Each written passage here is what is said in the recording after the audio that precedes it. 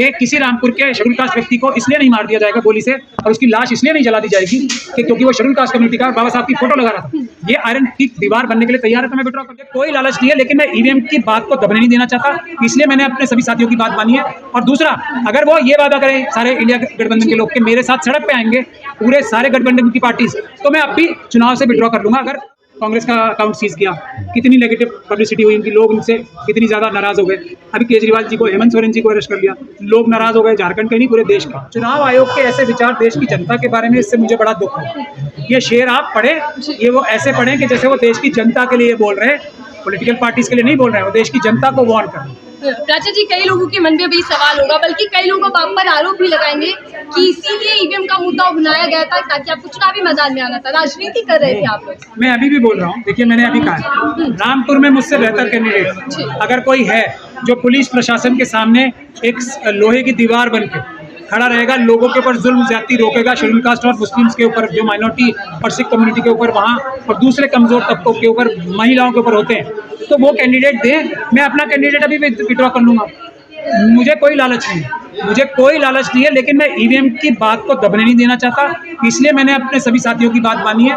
और दूसरा, अगर वो ये वादा करें सारे इंडिया गठबंधन के लोग कि मेरे साथ सड़क पे आएंगे पूरे सारे गठबंधन की पार्टीज, तो मैं अब भी चुनाव से विड्रॉ कर लूंगा। अगर सारी पॉलिटिकल पार्टीज मुझसे ये वादा करें कि मैं लीड करूंगा, मैं गोली खाऊंगा पहले, और सारी पॉलिटिकल पार्टीज अपने कार्डर्स के समेत ईवीएम के खिलाफ धरना प्रदर्शन करेंगे, तो मैं अब भी अपना कैंडिडेट विड्रॉ करूंगा। इंडिया अलायंस के कई बड़े चेहरे चुनावों से पहले जेल के अंदर है, केजरीवाल को देख लीजिए, बड़ा चेहरा था जेल के भीतर है। देखिए, ये इसी बात का तो मैं बता रहा हूँ ना आपको, ये सब हम लड़ाई जीतने के सिग्नल है हमारे।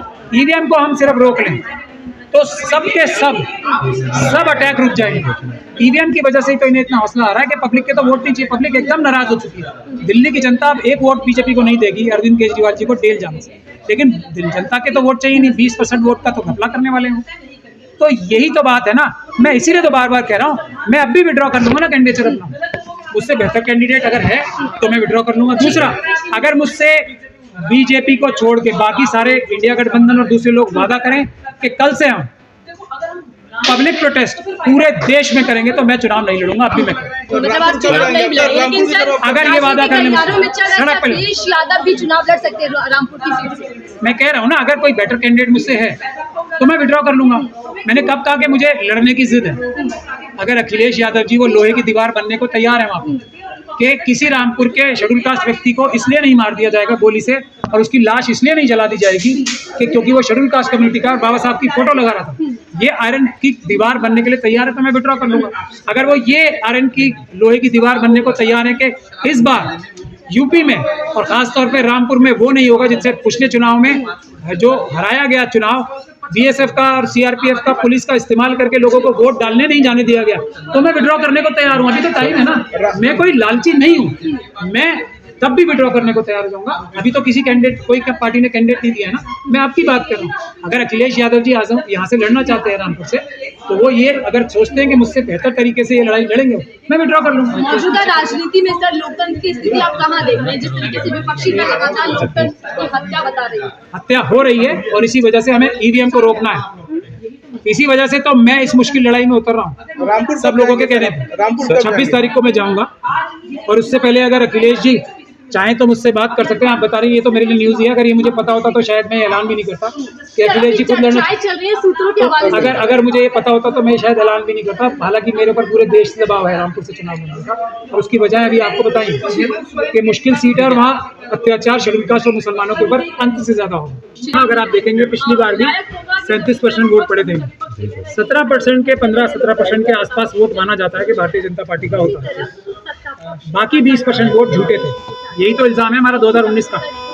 वही मशीनें अभी भी 20% की गड़बड़ करने वाली हैं। तो अगर विपक्ष की सारी पार्टीज मुझे अपना जॉइंट कैंडिडेट बनाती हैं तो मैं आराम से चुनाव जीत जाऊंगा, लेकिन उसके साथ साथ मैं ईवीएम की लड़ाई, ये चुनावी ईवीएम के मुद्दे पे लड़ूंगा। तो सर इस साल मतलब ईवीएम हटेगा नहीं हटेगा, मैं नाउम्मीद नहीं हूँ। इसीलिए तो चुनाव के दौरान भी ईवीएम का मुद्दा दब ना जाए, कहीं पीछे ना चला जाए। ये भी एक हमारे सारे साथियों की वजह थी कि मैं ये चुनाव लड़ूं, मुश्किल जगह से लड़ूं और दिखाऊं लोगों को कि मुश्किल जगह से भी ईवीएम को भी हराया जा सकता है, लेकिन उसके लिए जमीन आसमान एक करना पड़ेगा, जो हम करेंगे। तो जैसे सर ये अपोजिशन पार्टी को बीजेपी सरकार किसी को जेल में डाल रही है, तो किसी को मतलब इलेक्टोरल बॉन्ड वाला मसला है, तो ये क्यों कर रही है? आपकी क्या राय है इसमें? मतलब क्यों इसलिए करना कर रही चाह है क्योंकि वो हर आदमी की आवाज़ दबाना चाहती है और किसी का वोट नहीं चाहिए। देखिए जो कांग्रेस का अकाउंट सीज किया, कितनी नेगेटिव पब्लिसिटी हुई उनकी, लोग उनसे कितनी ज़्यादा नाराज़ हो गए। अभी केजरीवाल जी को, हेमंत सोरेन जी को अरेस्ट कर लिया, लोग नाराज़ हो गए, झारखंड के नहीं पूरे देश के। अरविंद केजरीवाल जी के करने से नाराज़ हो गए, लेकिन उनको फ़र्क नहीं पड़ता ना, 20% वोट तो उन्हें एक्स्ट्रा आने। बिल्कुल। तो लेकिन इन लोगों की आवाज़ भी दबानी है कि कैंपेन भी ना कर सके ताकि वो 20% वोट इन्हें जिता पाए। इसी लड़ाई को जिंदा रखने के लिए मैं ये लड़ाई में अपने साथियों के कहने पे उतरा। तो सर ये लोकतंत्र की हत्या नहीं है?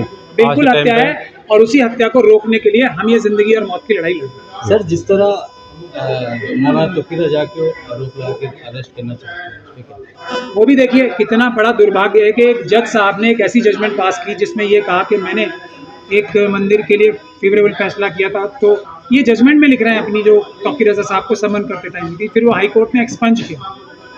लेकिन यही है ना जो अरविंद केजरीवाल जी के साथ हो रहा है, वही तौकीर रज़ा साहब के साथ हो रहा है। सर